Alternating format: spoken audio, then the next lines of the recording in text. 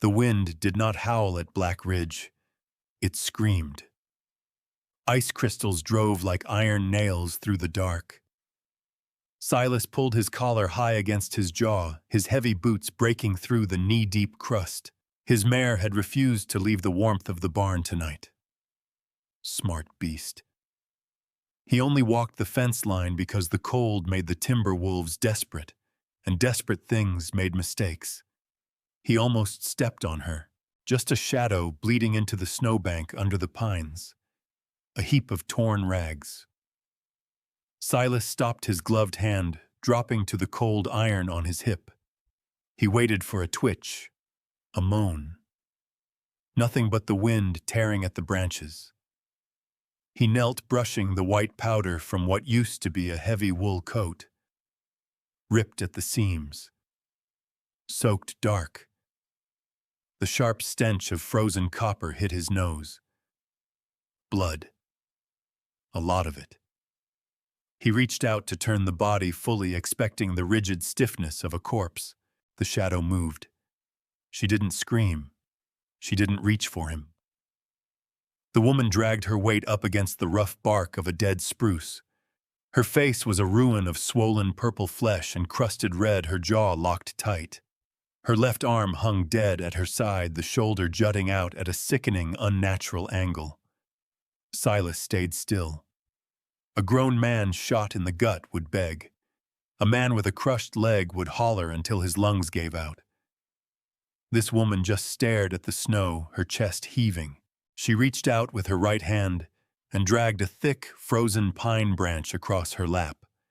She shifted her weight, wedging the thickest part of the frozen wood deep under her dislocated armpit. Then she gathered the torn, bloodied fabric of her collar, shoved it between her teeth, and bit down hard. Silas realized what she was about to do a second before she did it. She threw her upper body forward, leveraging her weight against the unyielding wood. A wet, heavy crunch cut through the howling storm. She slumped forward. The breath shuddered out of her in a ragged white cloud. Her head fell back against the bark, her eyes rolling half shut. She made no sound. Not a whimper. Not a plea. Just the harsh, dragging intake of air through her teeth. Silas had seen men hang. He had seen hardened outlaws bleed out on saloon floors screaming for their mothers. He had never seen anything like this. He stepped out of the shadows right into her line of sight. Her eyes snapped to him. Wild, like a cornered lynx. She didn't shrink away. Her good hand gripped the snow, her muscles tensing, bracing to fight or flee, even with half her body broken. "Save your strength," Silas said. His voice was rough, scraping against the bitter cold. He didn't ask her name. He didn't ask who did this to her. Out here, the answers didn't matter until the bleeding stopped. He bent down, ignoring the wet blood smearing against his heavy leather coat, and scooped her up from the drift. She weighed nothing, just hollow bones and raw grit. She stiffened rigidly against his chest, her working hand gripping his lapel like an iron vise. She was waiting for the drop, waiting for the strike. "I've got you," he muttered, turning his back to the wind. He carried her toward the faint, flickering yellow glow of his cabin, the only light for 20 miles in any direction. The storm swallowed their tracks before they even reached the porch. The cast-iron stove radiated a dry, blistering heat. Silas set her down onto the heavy bear pelt by the hearth. The sudden shift in temperature drew a sharp hiss through her teeth as frozen blood began to thaw, dripping onto the floorboards in dark, heavy beads. He didn't crowd her. Silas stepped back, turning toward the woodpile stacked by the door. He reached up his leather coat, shifting, and pulled a thick wedge of split oak from the top.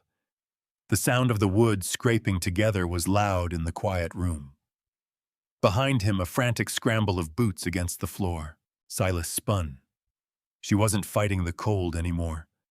She was backed flush against the raw timber wall, her good arm thrown up over her head in a tight, desperate shield. Her knees Atis were pulled tight to her chest, her chin tucked deep. Her eyes were squeezed shut, breathing trapped in her throat. She was bracing for the strike, a strike that she fully expected to follow a man raising his hand. Silas froze. He lowered the wood slowly to the floor. "I'm just feeding the fire," he said. His voice was low, flat. She opened one eye. The wild, hunted look remained. Slowly, agonizingly, she lowered her arm. The movement pulled the collar of her ruined coat aside. The firelight hit the skin of her neck and collarbone. Silas saw the truth of the storm then. The blizzard hadn't done this. Dark, heavy bruising formed a perfect, brutal ring around her throat. Below that, on her ribs, the unmistakable jagged edge of a boot heel was stamped into her pale flesh in black and purple. These weren't the marks of a woman who had simply gotten lost in the snow. These were the marks of a woman who had been discarded, a piece of property beaten for refusing to comply. "Your father," Silas guessed the words tasting like ash. "Or Higgins." She flinched at the second name. Her fingers dug into the thick fur of the pelt. "A debt," she rasped. Her voice was like dry leaves crushing together. "I told them no, so they threw the trash out." She didn't cry. There was no pity in her, just the hollow exhaustion of an animal that had been kicked one time too many. Bart Higgins owned half the cattle in the valley and bought the rest of the town with the profits. To him and to a father drowning in ledgers, she wasn't a daughter. She was a coin to be traded. A coin that had dared to refuse the transaction. Silas's jaw tightened. He turned away to pour water from the iron kettle into a tin basin. He hated this valley. He hated the civilized men in their tailored suits who beat women behind locked doors and called it keeping order. He carried the steaming basin toward her, grabbing a clean rag. "Let me clean the—" He stopped. The wind outside had dropped, just for a fraction of a second. In that silence, Silas heard the faint, distinct sound of a hound baying. He set the basin down hard on the table. Water sloshed over the edge, sizzling against the hot iron of the stove. He crossed the room in 2 long strides and wiped the thick frost from the window pane with his bare hand. The blizzard was a swirling wall of white, but the crust of the snow was hard tonight. It took time for the wind to cover a fresh track. It took even longer to bury a trail of heavy, dragging blood. Down at the base of the ridge, cutting through the dark pines, tiny pinpricks of orange light were bleeding through the whiteout. 1, 3, a dozen. Torches. They weren't moving aimlessly. They were moving in a straight, deliberate line, following the red stains in the ice, following them right up his hill. Silas let his hand drop from the glass. He looked back at the woman bleeding on his floor. "Can you stand?" he asked. She looked at the heavy oak door. Then at him, she knew. The hounds stopped baying. They were close enough to smell the fresh blood freezing on the porch boards. Heavy boots crunched on the icy steps. The yellow light from the window caught the hard glint of rifle barrels in the dark. The wind carried the harsh, oily smell of burning pitch from their torches seeping right through the cracks in the cabin walls. A fist hammered the heavy oak door. The timber groaned. "Silas." The voice was thick with chewing tobacco and raw malice. "Bart Higgins. We tracked the blood right to your step. You got something of mine in there." Silas stood by the stove. He didn't reach for the Winchester on his mantle. He just watched the woman. "She ain't worth a bullet, Silas, but a debt is a debt," Higgins hollered over the roaring wind. "Her daddy sold her right and fair. Send the useless stray dog out, or we burn the barn, the mares, and this cabin right down to the stumps." Outside, the sharp metallic clack of lever-action rifles chambering rounds cut through the storm. On the floor, Maeve stopped shivering. The wild, cornered fight in her eyes dissolved into something much worse. Defeat. Flat, hollow certainty. She had seen men burned out for less. She knew Higgins meant it. He would slaughter every living thing on this ridge just to make a point. She looked at the warm fire. She looked at Silas, a man who had carried her out of the ice when she was nothing but a corpse waiting to happen. She wasn't worth a man's livelihood. She wasn't worth the blood of his horses. She was just a bad debt, a broken thing. She pushed her weight off the floorboards. Her joints popped loudly in the quiet room. Her left shoulder hung dead, pulling her posture crooked. She didn't look at Silas. She kept her eyes fixed entirely on the heavy iron latch of the door. Every step was a rigid mechanical drag. "Stop," Silas said. His voice was a low rumble. She didn't stop. Her bloody, trembling fingers reached up. She was going to open it. She was going to walk back into the cold and let the men have her. Her fingertips brushed the freezing iron of the latch. Silas moved. His calloused hand clamped over her wrist. The grip was unyielding, but it didn't bruise. He pulled her hand down, stepping between her and the door. With one firm motion, he pushed her back into the center of the room, putting his own broad back between her and the outside world. He didn't take the rifle. He didn't draw the heavy Colt from his belt. Silas reached out, lifted the latch, and pushed the door wide open into the wall of armed men. The wind whipped the heavy leather of Silas's coat against his boots. He pulled the oak door shut behind him, leaving Maeve inside. The iron latch dropped with a sharp clack. 12 men. 12 lever-action rifles aimed at his chest. The torches threw twitching orange shadows across the snow. Higgins sat tall on a massive roan gelding, his jaw working a wad of tobacco. "You always were a stubborn fool, Silas." Higgins spat. A dark stream of juice hit the white crust. "Bring the girl out." Silas walked to the edge of the porch.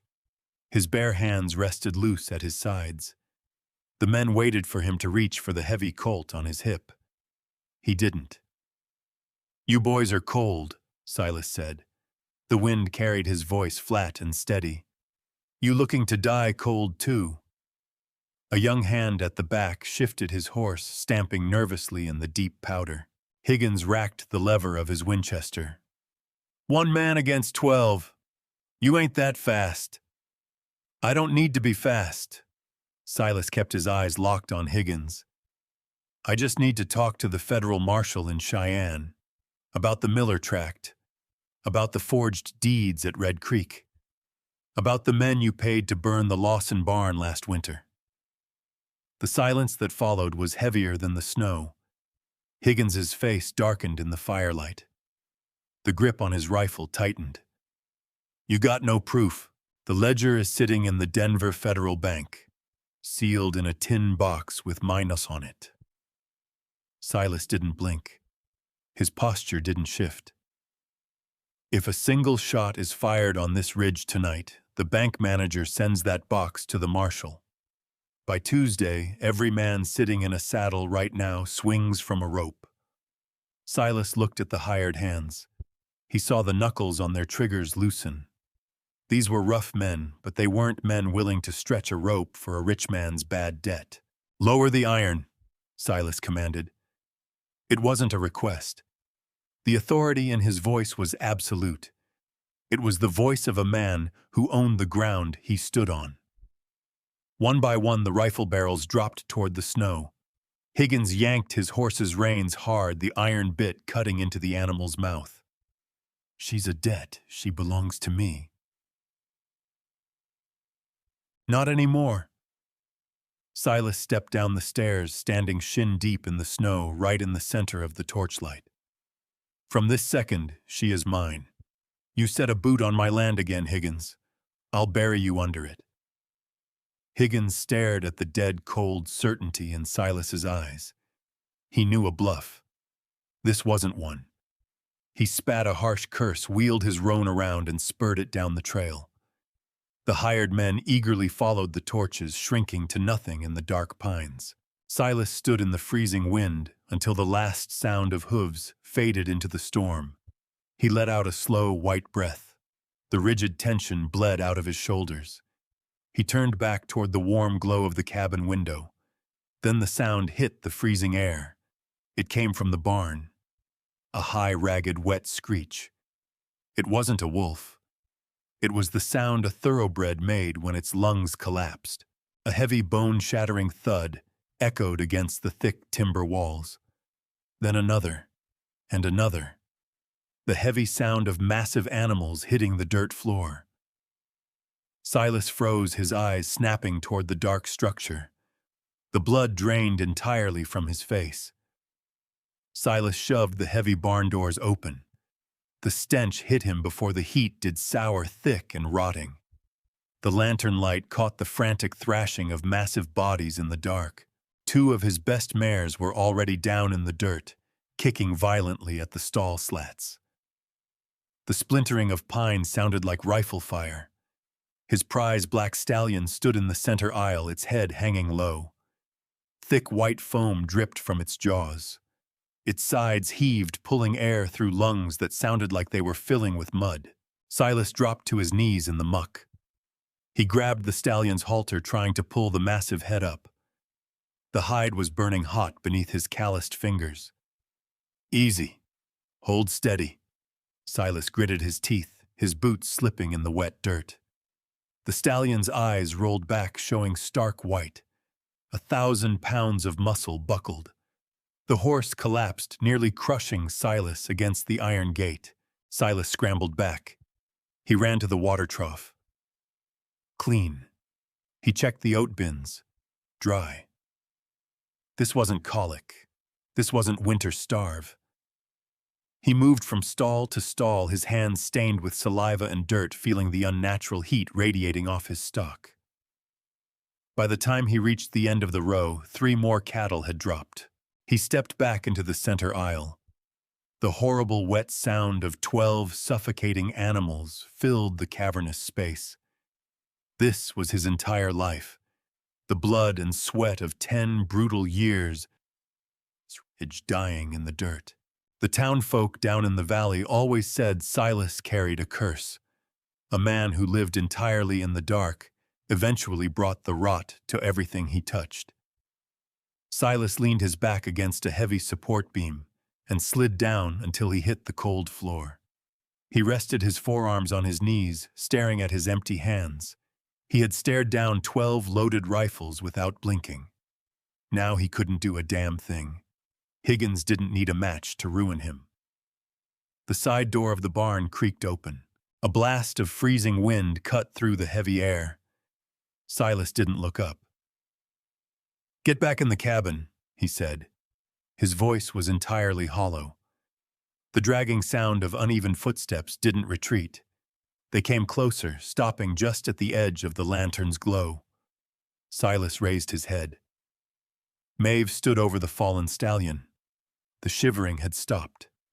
The protective, cowering hunch of her shoulders was gone. She stood perfectly straight, ignoring the sickening hang of her injured left arm. She wasn't looking at Silas. Her eyes were locked on the horse. The hunted, broken look of a discarded woman had vanished. Her gaze was sharp, calculating, moving rapidly from the horse's flared nostrils to the color of the foam, then down to the sweat pattern on its flanks. She stepped into the stall. Her good right hand pressed firmly against the stallion's thick neck, her fingers finding the jugular to time the weak racing pulse. Silas stopped breathing. It was the exact same clinical, dead calm focus he had seen under the pines when she used a frozen branch to snap her own bones back into the socket. She pulled her hand back and wiped the infected saliva on her ruined coat. "It ain't the cold," Maeve said. Her voice was completely stripped of the dry, rattling fear. It cracked like a whip in the quiet barn. "And it ain't the feed. It's red root fever. They dug it up beneath the snow crust." She turned her head, looking down at Silas sitting in the dirt. The raw authority in her eyes pinned him to the floorboards. Where do you keep your lye, and how much boiled water can you get me in 3 minutes? For 3 days and 3 nights the barn smelled of boiling lye, crushed willow bark, and sweat. The heavy iron stove in the tack room burned white hot. Maeve didn't sleep. She operated with one good arm, her injured shoulder strapped tight to her ribs with a leather belt. She didn't ask for help. She gave orders. Silas fetched water. Silas held the thrashing heads. Silas poured the foul-smelling, steaming liquid down the throats of a dozen massive beasts, while Maeve timed their rattling breaths, her fingers pressed hard against their boiling hides.